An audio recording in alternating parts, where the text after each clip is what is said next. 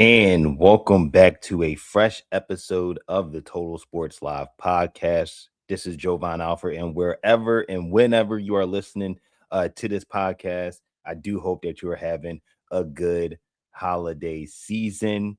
If you joined me last week, we talked about those Philadelphia Eagles who were in the midst of a 3-game losing streak. And you would think that the proverbial sky was falling. However, as we witnessed last week, that wasn't the case as the Eagles won in dominating fashion over the Las Vegas Raiders 31-0, getting back on track. And now we'll head down to Landover, Maryland to face the Washington Commanders on Saturday. So with that in the backdrop, I thought that this week's podcast, we were going to discuss what happened in that game, as there was a lot of positives to take away from that. Offensively, defensively continues just to play out. Just the defense continues to dominate against opponents that they should do, and probably will be the case against the Washington Commanders. However, I wanted to switch it up a little bit this week. I wanted to talk about the other teams in the city, and most notably the Philadelphia Phillies, as they're not in season, but we are technically in the off season. As we know, this is a very important offseason for the Phillies after getting bounced in the NLDS in just unfathomable fashion against the Los Angeles Dodgers. And the team have made some moves. Obviously, bringing back Kyle Schwarber on the 5-year, $150 million deal. But they also made some more moves this week. So that's what we're going to spend this week's pod talking about the move that the Phillies did make this week. They figured out their right field situation, even though Nick Castellanos is still on the team. And then they also shook up the bullpen a little bit. They added a guy, and then they also got rid of one of their more reliable relievers over the last few years from the left side, and Matt Strahm. So we're going to jump in and dive in to all of that. But remember, before we do any and all of that, make sure you are following us on Twitter at Total Sports Live, at Jovan10. Also, you can follow me on Blue Sky as well. I think it's jovan10.bsky.social. I believe that's what the handle is as well. And make sure you're following the podcast on all your streaming platforms, whether that be Spotify, Apple Podcasts, Google Podcasts, wherever you get your podcast. Make sure you check it out there. Subscribe as well. And also, this will be uploaded on YouTube on my own YouTube page. I think it's just Jovan Alford. So there you can just go hit the subscribe button if you want to see the video version of this. And for those on the audio, if you're listening to this audio, you can check it out there as well. And then last but not least, as we finish the plugs, you can check out totalsportslive.com for all things Philadelphia sports, and also NFL draft, as we have that get underway with Senior Bowl invites and everything else in between. So a lot of stuff, a lot of plugs. So let's jump into what we're talking about here on today's show. And like I said, the Phillies answered their looming right field question with Adolis Garcia. If you haven't heard, or you probably have heard, the Philadelphia Phillies signed Adolis Garcia to a 1-year and $10 million deal earlier this week. And for most, it essentially seemed like it was the Max Kepler deal, because Kepler got a similar 1-year deal last offseason with the Phillies coming from the Minnesota Twins. I think most Phillies fans would hope that Garcia can even match what Kepler did, which wasn't great, or just supersede what Kepler has done. And when the news of this first came out, it was definitely shocking, because we didn't really hear that the Phillies were like kind of connected or tied into with Adolis Garcia. But taking a 1-year flyer on a guy who is a 2-time All-Star, have a Gold Glove, which I think that will help them defensively. As we know, right field last year was a little bit of a weird kind of microcosm between Nick Castellanos and then also getting Max Kepler in the game. Kepler, obviously a left-handed hitter, Castellanos a righty, but Castellanos leaving some deficiencies as a defender, especially this season. which led to Kepler getting into more games. And we all seen how the Castellanos thing played out towards the end of the end of the season.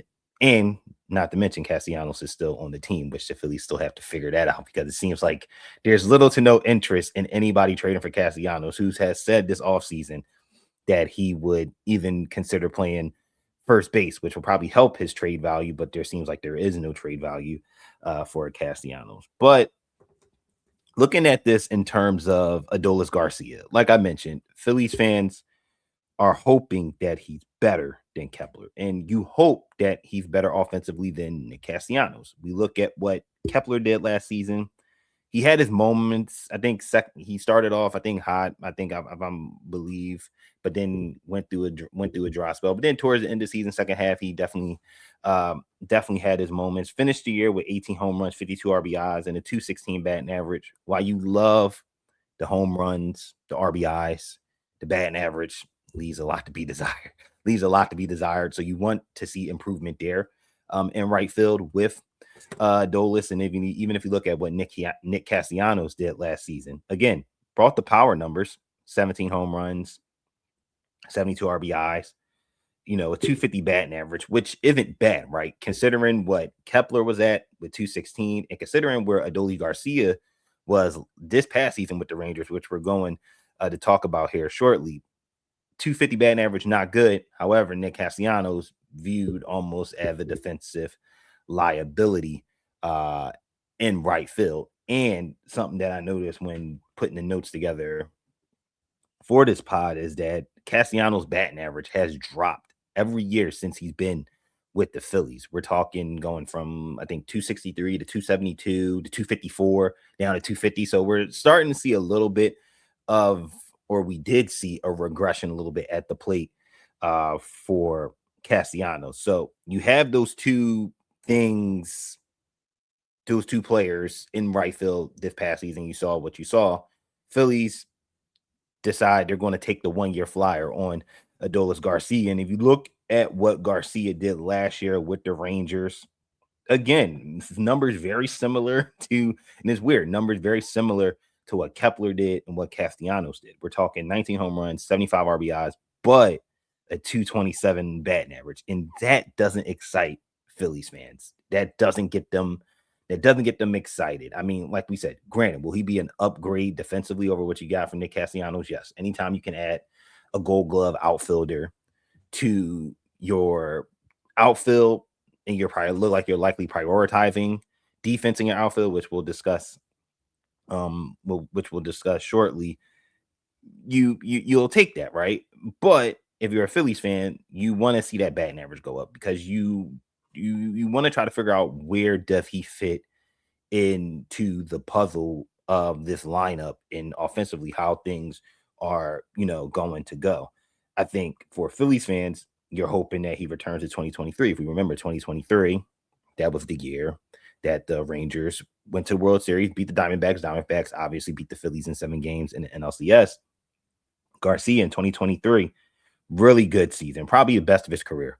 Talking 39 home runs, 107 RBIs, in 245 batting average. You will take the 245 batting average every day of the week if Garcia can get 39 home runs and 107 RBIs. And you would think that he could maybe get close to that or replicate those numbers in more of a hitter-friendly park in Citizen Bank Park than what he was dealing with in Globe Life Field in Texas. So you're a Phillies fan, you're hoping 245.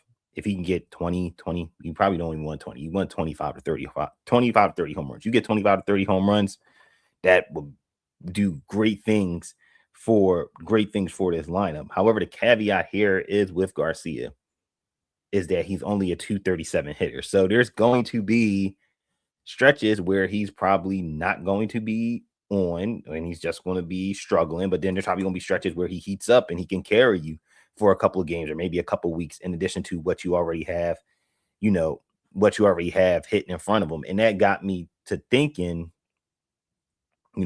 what will be his role in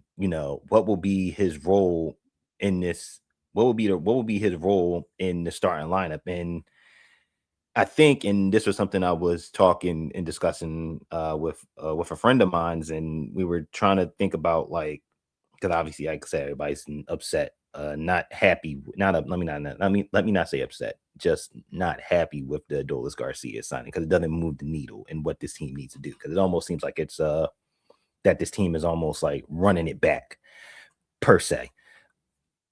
I tried to do the lineup in my head, and I think the way I kind of piecemealed it together, you're thinking maybe Schwarber batting leadoff, Turner second, Harper third, maybe Adolis at 4 as your cleanup hitter. It's a risk, right? It's a risk, but is he a better option right now than Alec Bohm, who a lot of people probably really like his game and what he brings to the table as a hitter? However, it him as a cleanup hitter, we saw the struggles with that this season, unlike what we saw the previous season where he was an all-star. He was capitalizing on those opportunities, not so much this past season. So maybe, hear me out, maybe you put Garcia at the 4 spot. At your 5th spot, maybe you do go with an Alec Bohm. 6, if JT Realmuto comes back. Right now, he's still a free agent, he's not signed yet. If you bring back and can get Realmuto locked in, Realmuto's your 6. 7, 8, 9, you're probably looking at maybe Stott. 7, 8, probably Marsh, possibly as your left fielder, and then center field, maybe your 9th hitter is Justin Crawford, the top hitting prospect in the system, using his speed at the bottom of the order to possibly turn over the lineup to get it to your big 3 bats and Schwarber, Turner, and Harper. So that's where I kind of was thinking in terms of the lineup. Let me know if you agree or disagree. Obviously, for those that are listening to the pod, you can send me your feedback, but also those that are watching this, on YouTube, give me your thoughts. Where do you think that he, fits? Where does Garcia fit in this lineup? And when we talk about the outfield going forward, this is the more bigger, perplexing thing here about the outfield is where does what are the Phillies going to do? We know Garcia is going to be sliding as your right fielder. What are you going to do in center and left field? I think a lot of Phillies fans were hoping that maybe you will get Harrison Bader back, and it seemed like there hasn't been as much movement on the Bader front. I think he was linked to the Giants. I think there was a report, like I think a couple of weeks back, that he was linked to the Giants, and obviously he hasn't signed anywhere yet, but you were hoping maybe you could get Bader back in center because he played a very good center field defensively, even offensively speaking. When he was in the lineup, he brought a lot of juice, brought a lot of energy, and you hope that in that small, I think it was probably like a 50-game sample, that he can kind of give you that same boost, that same energy for an expanded for a whole season, maybe multiple seasons. And in the left field, you ride with Justin Crawford over a Brandon Marsh. However, it don't seem like that's going to be the case, right? It seems like the Phillies are going to likely roll with Garcia in right, Marsh like possibly in left field, and Justin Crawford in center field. And that tells you and shows you that they are, in my opinion, that they are prioritizing the defense in the outfield, which is not a bad thing, right? Like you said, Garcia, Gold Glover, Marsh. We know Marsh, as we saw last year, way better in left field than he is in center field. Had some few puzzling miscues in center field that were not great. And then obviously Crawford, I think he was playing left field in AAA Lehigh Valley this past season. But now you're going to throw him in center field, and that's vast. But maybe you're covering yourself because you have a Marsh in left and an Adolis in right field. Will it work? I think the Phillies are banking on it. I mean, if you're a Phillies fan, you hope that it works. You hope that Garcia can rekindle that 2023 form and, show and prove to everybody that what he did last year and the year before were flukes and that he is the guy that we saw in 2023, hit 39 home runs, helped the Rangers get to and win the World Series. You hope that's the case. You hope that Justin Crawford is everything that you want him to be as a prospect, because there's been a lot of discussion, I think, among the fan base of, like, when especially at the trade deadline, do you trade the prospects? Do you trade the Painters? Do you trade the Aiden Millers? Do you trade the Crawfords? And the Phillies are seemingly determined not to trade these guys because they likely view these guys as the future. And for me personally, I like Justin Crawford's game. I like his game a lot. I like his speed. I know a lot of people are concerned with his, ground ball rate, which, I mean, I get it, right? That's a concern. However, I think which the talent that you have in him and the development that you put into him, you can't do any worse in center field, right? We already know what Brandon Marsh is offensively and defensively in center field. Johan Rojas, we already kind of know what he is offensively and defensively in center field. He's a stellar defensive center fielder. Offensively, leaves much to be desired. Maybe Crawford is that answer, and you hope that's the case. You hope that he can replicate what he's done in the minors and bring it over to the majors. I mean, the fact that he wasn't brought up, anytime last season, despite hitting over 300 in AAA, which is, AAA, I would consider AA better than AAA. But in AAA, there's a more mix of prospects, but also guys that have been in the majors. So to see him hit over 300 in AAA gives me confidence that I think he can do it at the major league level and put things together. Now, hopefully, there won't be as much pressure offensively for him to kind of save the day, because, again, as we've seen not only in this postseason, but we've seen in last year's postseason, the only way that this team goes and moves forward is if the big bats show up. While you would love to get things going with your complementary parts and your supplementary parts in the order, you would like to see your big bats come through. So, and maybe Adolis Garcia can be that big bat, and if he's in that big bat, if he helps, then that could help change the trajectory, of this team. But it remains to be seen. We'll see how it goes. At least the Phillies know who their right fielder are going to be. Now it's figuring out, what do you do with Nick Castellanos. So this is the Total Sports Live podcast again here on Spotify. Again, if you're listening to the podcast or you're checking this out here on YouTube, again, make sure you are following all social media platforms, subscribed on all the streaming platforms. Then, like I said, totalsportslive.com. And before we wrap on today's pod, we do got to talk about the bullpen. As we know, the Phillies bullpen was probably one of the more bigger things to come out of that postseason, in that what we saw with Orion Kirker in that last game against the Dodgers, and just what happened there. And the bullpen, for the most part, for the Phillies was probably one of their biggest strengths. Considering you did not have Alvarado for most of the season due to a suspension, you upgraded your closer position with Johan Duran. Tanner Banks was a revelation as a lefty in that seventh inning spot. You likely don't want to see David Robertson pitching ever again. That did not work out. That did not work out well at all. But you have pieces back there that you hope can help you and carry you into this upcoming season, as you don't know what's going to happen with your rotation. You don't know, how that's going to figure its things out. That's in a little bit of state of flux too, with Ranger Suarez being a free agent. So that being said, the Phillies decided to make a little bit of noise in the bullpen department. And first and foremost, obviously, we saw them get Adolis Garcia. They then go out and sign Brad Keller to a 2-year, $22 million deal, which, again, was surprising because no one had the Phillies on the radar for a Brad Keller. And Keller, was outstanding this past season with the Chicago Cubs, really turned into one of the better relievers in baseball and one of their best relievers in Chicago. 4-2 record, 207 ERA, 75 strikeouts to only 22 walks, which is just outstanding.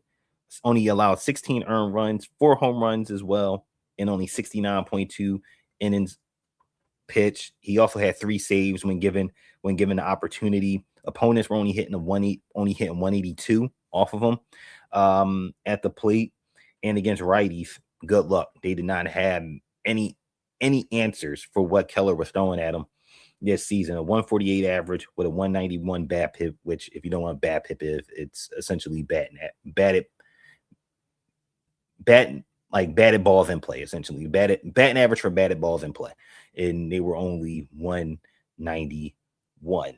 And if you're a Phillies fan, you gotta love this move. Again, it comes out of nowhere, and I think it kind of lightens the mood a little bit off of the disappointment that maybe the Garcia deal was for some. But you're getting a guy in Keller who has really revolutionized his career and kind of turned his career around, starting off as a starter, but then converted more into a more of a bullpen reliever in 2022, and finally put together with the Cubs. And if you're the Phillies, this is the perfect, not buy low opportunity, but like a low risk, high reward type of situation, in that you're banking on maybe Keller is in his prime and starting to figure it out. And you're now going to add him to a bullpen that already has Duran, that already has Kirkland, that has Alvarado. And you hope that Alvarado last year was just a wash between the suspension and the injury. You add him, you got a nasty left-hander there. You now have a more of a high leverage guy, a right-handed, like a high leverage guy that you can bring in front of Duran. You still got Kirkland, right? You have Tanner Banks, who was, again, one of the best lefties, I believe, in the majors last year. And the fact that the Phillies didn't really get him into the playoffs last year was definitely a miscalculated misstep when we're about to talk about Matt Strahm, right? So I think this is a good deal. 2 years, 2-year deal. You can't go wrong. Short term, see what you get out of those 2 years. If he performs well this upcoming season, maybe you look at an extension, and you go from there. I think anytime you can add more good arms in your bullpen, that will only further help your pitching staff overall, especially in the regular season, but also in the postseason, right? We see in the postseason how important not only starting pitching is, but having good relievers, having quality guys that you can trust and that you can go to in high leverage spots in the 7th, in the 8th innings, where games could get a little bit muddy, a little sticky. So, like the Brad Keller signing, like I said, came out of nowhere, but good move by Dave Dombrowski. And then on the heels of the Keller signing, we didn't see them today, as we're recording this Friday. Phillies trade Matt Strahm to the Kansas City Royals. For Jonathan Bolin, or Bolin. Excuse me if I'm mispronouncing his name. Trading him to the Royals this year, today. Kind of a not shocking move, considering that Strahm was linked in trade rumors this offseason. I think the Mariners are one of the teams that were linked to him, and the Mariners obviously did make a trade for a reliever from the Washington Nationals, and also saying Henry Ford in exchange for him, which was devastating for me because I'm a huge Henry Ford fan, and I thought he would have just been outstanding as a catcher of the present and potentially of the future for the Phillies if they were able to swing a deal for him. But the Phillies part ways with Matt Strahm. Strahm, you could say, for the most part, really good 3-year tenure with the Phillies, whether that was as a reliever or even in his first year where they had him starting some games and he gave them, some quality innings. Finished his tenure in Philly with 17-10 record, 2.71 ERA, All-Star appearance in 2024, which was his best year, 6-2, a stellar 1.87 ERA. You couldn't ask for anything more. And even this season, he was solid. I think this move, again, like the Garcia move, this trade doesn't necessarily move the needle for Phillies fans, but it could signal that they are trying to free up more money. Free up more money for what? No one knows, right? Free up more money to go and bring back JT Realmuto? Maybe. trade, maybe free up more money to go after another free agent. Maybe that plays in an MPB. I'm just saying, a pitcher. I'm just throwing it out there. If you know, you know. As Strahm was due to make 7.5 million. So if you're the Royals, this is a good move too, because you're probably getting Strahm at the best time of his career right now. And if you're Phillies, like you said, you're freeing up money. And then looking at the guys you get in return here, and Bolin didn't really pitch much in the majors his first couple years, but obviously had a lot of the bulk of his work this year. 3.86 ERA in 34 appearances, 230 opponents batting average. Pretty solid for a guy that pitched a ton this year after really not pitching much in his first 2 years in the majors. However, he struggled against lefties this year, which could be one of those situations where if a lefty's up in the lineup, do you lean towards a Tanner Banks or a Kirkland or an Alvarado in that spot for him, as lefties hit 288 with a 933 OPS with 5 home runs and 6 doubles off of Bolin. However, he did have success against right-handed pitchers, which is good, as he's a righty. 182 opponents batting average, 505 OPS, only 1 home run, 3 doubles given up. And looking at some of just his advanced stats and just pitches that he uses a lot. The 6'6", 240-pound pitcher used a lot of the four-seamer and the slider. 33% usage on the four-seamer, 31% on the slider, only 17% on the sinker, 10% curve, 8% on the changeup. You look at miles per hour, we're talking about he averaged about 95.5 on the four-seamer, 85.8, which is really good if you can work that four-seam slider combo to get hitters speed up their best, but then get them out front on those breaking ball pitches, and averaging 96.1 miles per hour on the sinker, which is really good. I think, again, Bolin could be a potential piece for this bullpen. They'll probably give him a chance to try to create a role for himself, because you're obviously going to need somebody to fill that void for Strahm. He's not a lefty, right? But he's an arm, and maybe he fits in if you're determined to have Keller and Alvarado as your 8th inning guys. Maybe Bolin becomes the 7th inning guy with Tanner Banks or Ryan Kirkland, or maybe he becomes your 6th inning guy if one of your pitchers can't, has to get pulled in the 6th inning, because you don't know if you're going to have Taijuan Walker in the rotation, given that Ranger Suarez is a free agent, and you don't know what you're going to do to fill that other spot. Painter will likely be in the rotation. Zach Wheeler, as you hope that his health is on the up and up, and that he's going to be doing well, but you don't know if he's going to start the season in the starting rotation. So you might need Taijuan Walker in the rotation if you don't add any more pieces to in this offseason, you add any more pitchers, or if you do lose Ranger Suarez, which we really haven't heard much from the Phillies side of things with Suarez. So all in all, not a real interesting week for the Phillies. Like we said, they've answered their right field question. They shake up the bullpen a little bit, getting rid of Strahm, bringing in Bolin, bringing in Brad Keller. So again, not moves that I think is overly exciting the fan base, and that's getting them just saying that this is a team that can do it and make that run. And even though the window's closing, like, they've given themselves a last chance at it. None of those type of moves, but we have to see what else they do, right? Will they bring back JT? How much will it cost? Will they bring back add any more pieces to the bullpen or the rotation? Do they have a trade up their sleeve? Alec Bohm, maybe. I know there's some Philly fans that would love to see the team go after Arizona Diamondbacks infielder Ketel Marte, as his name has popped up in trade rumors recently, with a few teams being linked and showing interest. And him and Marte would be just an outstanding. Would just be talk about an outstanding addition to the lineup. Ketel Marte would be an outstanding addition, but it would cost you probably a pretty penny to get rid of them. So we'll see how it all shakes out. As always, again, this is a Total Sports Live podcast. Make sure you follow us on all the social platforms: Twitter, Blue Sky at Total Sports Live, at Jovan10 on Twitter, Blue Sky, jovan10.bsky .social.